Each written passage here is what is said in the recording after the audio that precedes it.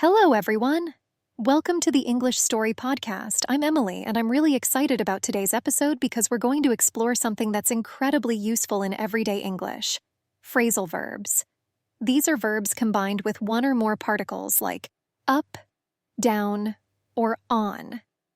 And they can completely change the meaning of the original verb. Hi, everyone. I'm John, and if you've ever wondered why English speakers say things like try on or pick up, you're about to find out.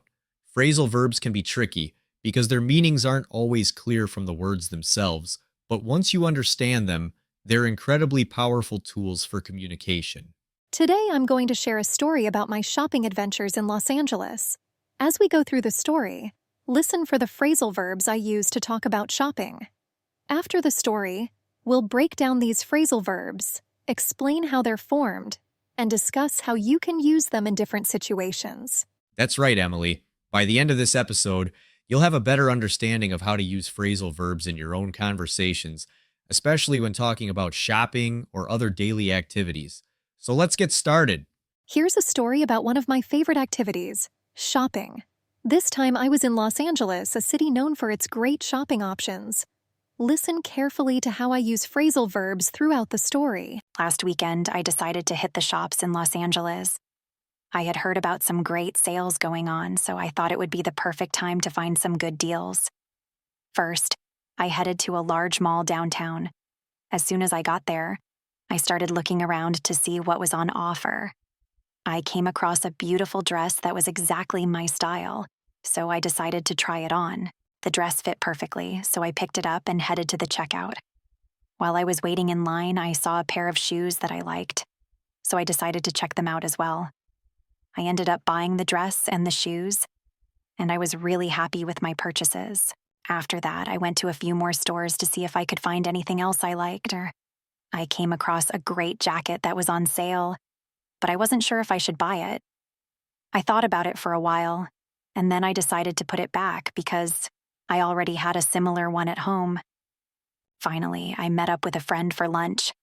We talked about our shopping experiences and decided to go window shopping together. We walked through the mall, looking at all the displays without actually buying anything. It was a fun way to spend the afternoon, and I was glad I had someone to share it with. By the end of the day, I had picked up a few great items, and I was happy with the deals I found.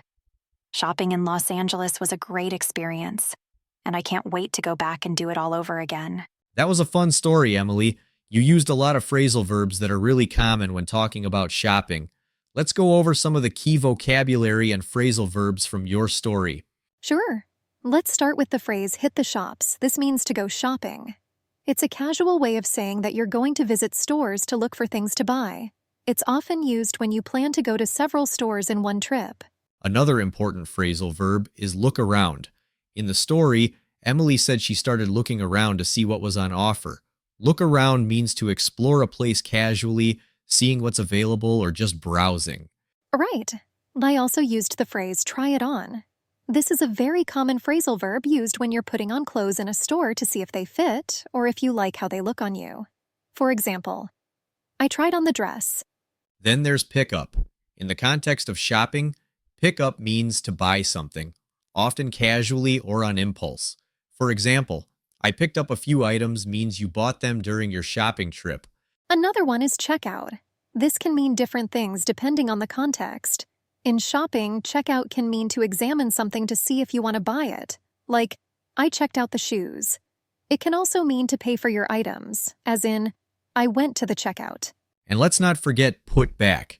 Emily used this when she decided not to buy the jacket. Put back means to return something to its original place, usually because you've decided not to buy it. Lastly, we have window shopping. This means looking at items in store windows or displays without actually buying anything. It's something people often do for fun or to get ideas for future purchases. These phrasal verbs are really useful when talking about shopping, but they're also common in other situations. Let's take a closer look at how phrasal verbs are formed and how they can be used in different contexts. Phrasal verbs are made up of a main verb and one or more particles, like a preposition or an adverb. The combination of these elements can change the meaning of the original verb entirely. For example, look on its own means to see. But look after means to take care of someone or something, which is a completely different meaning. That's a great point, Emily. Phrasal verbs can be tricky because their meanings aren't always literal. They often have idiomatic meanings that you can't guess just by looking at the words themselves. This is why it's important to learn them in context, like in the story we just heard. Phrasal verbs can be divided into two main types, separable and inseparable. In separable phrasal verbs, the verb and the particle can be separated by other words. For example, pick up is separable, so you can say pick up the book or pick the book up. Both are correct. Inseparable phrasal verbs, on the other hand, can't be split up. For example, look after is inseparable, so you have to say look after the baby, not look the baby after. The verb and particle always stay together. Let's talk about how phrasal verbs are used in different situations. They're incredibly common in everyday English, especially in informal spoken language. People use them all the time without even thinking about it. So understanding them is key to sounding more natural in your conversations. That's right. For example, in the context of shopping, you might use try on when you're at a clothing store, but you could also use it in other situations. For instance, try on can be used metaphorically, like, I'm going to try on a new role at work, meaning you're going to take on a new job or responsibility. Another example is pick up. In addition to shopping, pick up can be used in many different ways. You can pick up a skill, which means to learn something new, or you can pick someone up, meaning to go and get someone, usually in a car. Check out is another versatile phrasal verb. Besides shopping, you can check out a book from a library, meaning you borrow it, or you can check out of a hotel, meaning you pay your bill and leave. And let's not forget put back. While in shopping it means to return an item to its place, you can also use it in other contexts, like put back a meeting, meaning to postpone or reschedule it. As you can see, phrasal verbs are very flexible and can be used in a wide range of situations. The key is to learn them in context and practice using them in different ways. Let's do a quick recap to make sure everything is clear. Hey listeners, if you want to test how well you've learned today's phrasal verbs, we've created a quick quiz just for you. You can find the link to the quiz in the episode description. It's a great way to reinforce what you've learned today. Today, we explored the world of phrasal verbs, focusing on those commonly used in shopping contexts. We started with a story about my shopping adventures in Los Angeles, which helped illustrate how these verbs are used in real-life situations. We then discussed some key phrasal verbs like hit the shops, try on, pick up, check out, put back, and window shopping. These are all incredibly useful when talking about shopping, but they can also be used in many other situations. We also broke down the grammar behind phrasal verbs, explaining how they're formed and the difference between separable and inseparable phrasal verbs. Understanding these concepts will help you use phrasal verbs more confidently in your own conversations. We hope this episode has given you a clearer understanding of phrasal verbs and how to use them effectively. The more you practice, the more natural they'll become in your speech. Keep practicing and remember to enjoy the process of learning. The more you listen and practice, the more natural these phrasal verbs will become.